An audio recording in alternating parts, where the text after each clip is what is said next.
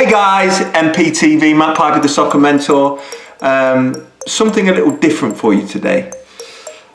It's one of the most frustrating things in football, and all the emails, questions, comments, Twitter questions that I get, everything, the most frequent question I get asked without a doubt is to do with consistency.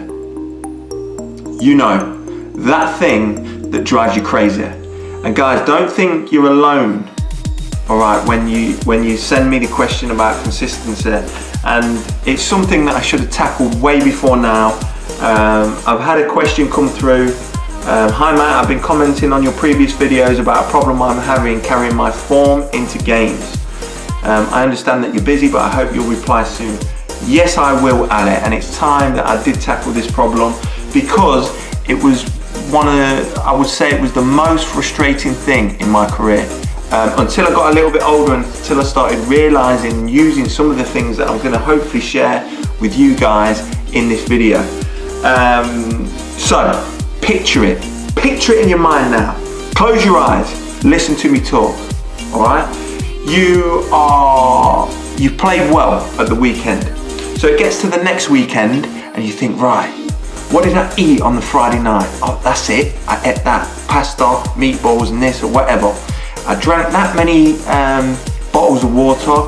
I went to bed at this time. I turned the TV off at this time. I got this much sleep. I woke up in the morning. I had this for breakfast. I did that. I've done all my training the same as I did previously the week before. I put my left boot on first. That week I played well, so I'll do it again this week. I put this shin pad on first, and then I put this sock on.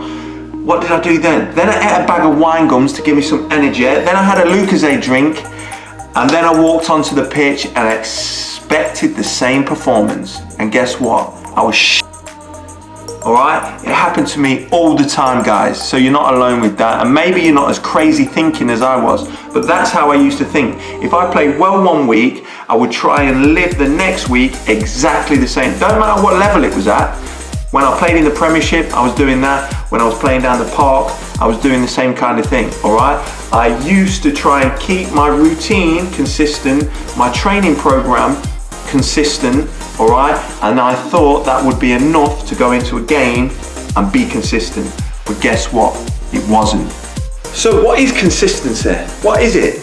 It's this thing that none of us can find that often, and when we do, we don't know how we've done it. Now, everything I say to you in this video, all right, it's not coming from me. It's what the few things I've learned over the years, what I've took off certain sports psychologists, the reading that I've done on it, and things like this. So it's not just me, it's me merging all these things together and giving you guys the information to do what you want with it. But when I start talking about what's going to make you more consistent, please don't switch off and think, oh, not this again.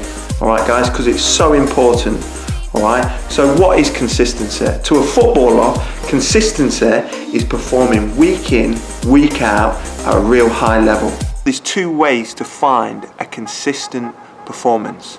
And the two ways are physical, which means you're training with the football, how you prepare for football matches physically, all right? Have you done enough training to get you fit enough to perform at a high level, okay? Have you practiced on your dribbling, your shooting, your passing, all this kind of thing? For me, that's the physical side, and that's a given. If you want to get better as a footballer, you've got to practice these things. I did it, all top players do it. You practice day in, day out. It gets you it gives you a more consistent performance on a football pitch in a physical way.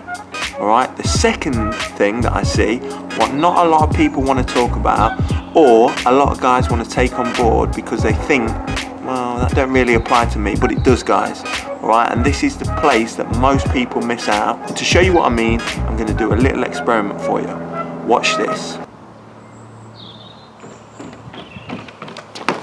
The thing that I'm trying to show you is that fence, all right, is 1 foot off the ground. If I fall off, all right, my brain knows I'm not getting hurt. It's not a problem, all right? So some of you guys, you go out and train, all right, and there's no problem. You're in the back garden on your own, you're down the park, You're trying to do your skills, you're trying to do your passes. If you get it wrong, it's not a problem, all right? If I fall off that fence, it's not a problem. I'm not gonna hurt myself.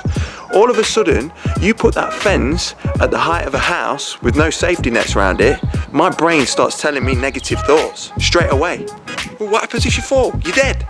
What happens if you fall? You break your legs. Oh my God. And then all of a sudden, that kind of thought process in my head will hinder my performance running across that fence. All right? Think of it like that, guys. And that is what is hindering your consistency. All right? Because when you are put into a pressurized situation, which is a game for a soccer player, because what are the things that are going to go negative then? If I get that wrong, my teammates are going to go mad at me. My manager's going to shout at me. My coach is going to shout at me. My dad will say I've had a rubbish game. Oh my God. And all this negative thoughts, guys, are running around in your head, and they're hindering your performances on the football pitch. That's why when you're at a young age, consistency is up, down, up, down, up, down. So what can we do about it? So now you know, Ali, there are two types of consistency, the way I see it. There's physical side and psychological side. Now I know you guys bang at your physical side. I know you're out there practicing your dribbling, passing, shooting, free kicks, penalties, runs to get yourself fit for games. I know you're doing all that, all right? And then the frustration comes because you get to a game day and your game is still up and down, all right? So it's clear that you need to work on the psychological side, all right? Here's the physical side, here's the psychological side. You need to practice the psychological side just as you practice the physical side. Practice, practice, practice, practice, practice until we've got it nice and even. You can merge the two together, and I promise you guys, your performances on the football pitch, consistency wise, will get a lot better, all right? And how are we going to do it? The way you're going to do it is, I've linked an article below. It's a great article, it's a great read, and it really breaks it down well on how you're going to improve that psychological side. And lots of top footballers use it. Rooney, Beckham, Ronaldo, Messi, they've all used sports psychologists before in the past, all right, to keep, not just to keep their level of consistency, but to improve their mind and strengthen their mind, so when they go out in high pressure situations, they can still perform at top level. All right, guys, so get down there, have a look at the article, have a read through it, put everything that's in it into practice as much as you're practicing on your physical side of things, and I promise you, your consistency will get a lot better. Listen, guys, thanks for watching. Hope you've enjoyed the video, and as always, I will see you all again soon. Oh, and by the way, if you've not already, make sure you hit that subscribe button. Love you all. See you soon.